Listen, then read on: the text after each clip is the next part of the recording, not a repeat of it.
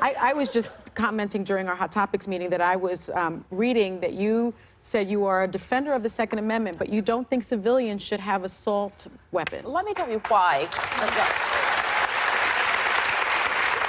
Let me tell you why I'm a defender of the Second Amendment. I was a little girl growing up in Birmingham, Alabama in the late 50s, early 60s. There was no way that Bull Connor and the Birmingham police were going to protect you. And so when white night riders would come through our neighborhood, my father and his friends would take their guns and they'd go to the head of the neighborhood, it was a little cul-de-sac, and they would fire in the air if anybody came through. I don't think they actually ever hit anybody. But they protected the neighborhood. And I'm sure if Bull Connor had known where those guns were, he would have rounded them up. And so I don't favor some things like gun registration. That said, it's time to have a national conversation about how we can deal with the problems that we have. It's not going to be any single fix to the terrible events of Parkland. You're going to have to decide, well, should civilians really have access to what are really military weapons?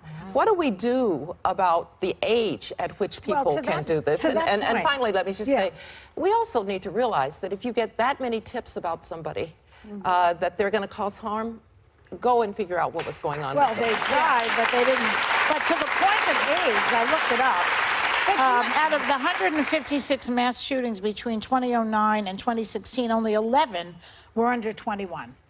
And many of the ones who were under 21 got those weapons from somebody who was over 21. So this one little fix-it that Trump's talking about is really nothing. That's the point. I think it's important. It won't do it. We got to have many things. But it's important to point out that there's never been a mass shooting that's been carried out by an NRA member in our history. That's never happened. So as a vocal NRA supporter and Second Amendment supporter, we feel vilified. And when President Trump goes on TV and says something like, take the guns first, go through due process second, that turns me into someone that gets very tribal and very territorial, because I'm not exactly sure what he means. AR-15s he doesn't know what he's talking about. That's against the law. Let's concede that.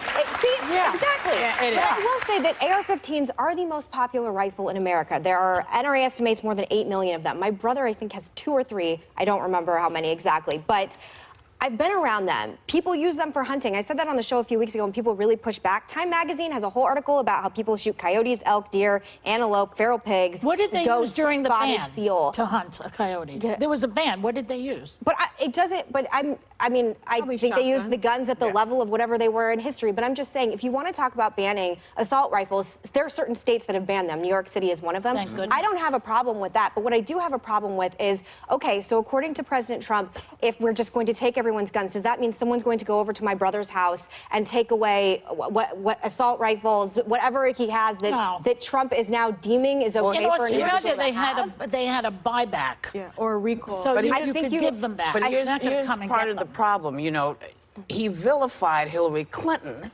And whipped people up and said, oh, she's coming for your guns. See, most NRA members are saying, listen, we don't mind letting you know that we're okay and what's going on, but you can't threaten to take folks' guns. I'm with you. There's a way to do this. Everybody would like to have everything all the time. Sometimes we have to give some stuff up to keep other stuff. So maybe we don't have 500 different kinds of guns. Maybe we only have 300 different kinds of guns. People don't lose the right to have their guns. But I do think that when you talk about school shootings, oftentimes the shooters have come out of homes that have a whole bunch of guns, where I feel adults knew that there could be an issue with these folks that were living with them, and not enough was done there. I put that, some of this I think we have to also say to parents, if you know that your child might have some issues and you've got a lot of guns in your house, lock them up. Lock the guns up. Can I ask you a question, though? Can I ask the table a question?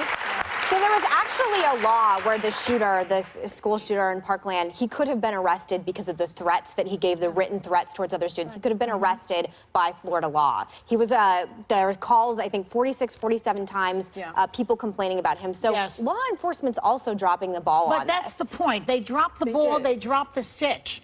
People are, you know, they're, what's the word I'm looking for? Fallible.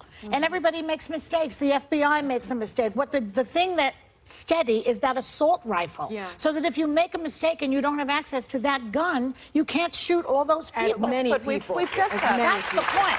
But I just want to make a point here. Yeah. We've just had, in this few minutes, a more intelligent conversation about gun control Thank that you, we're having in the Connie. country. And why is that? It's because the first thing we want to do is we want to label people. You're NRA, so you must believe certain things. You are not believe most of them. pro-Second Amendment, so you must believe certain things. And this is a problem that the country has. We need to find a way to talk about all the possible solutions that are out there. Right. I do think law enforcement and the FBI, you know, it's like if there were a terrorist who was 46 times cited, you better believe somebody would have talked to him. Well, So I think wonder. there is an Sometimes issue I here wonder. also with law I wonder enforcement. because you know, everything is very compartmentalized, and so when we come back, we're going to talk about a better way to do things. You'll see what I'm talking about. We'll be right back.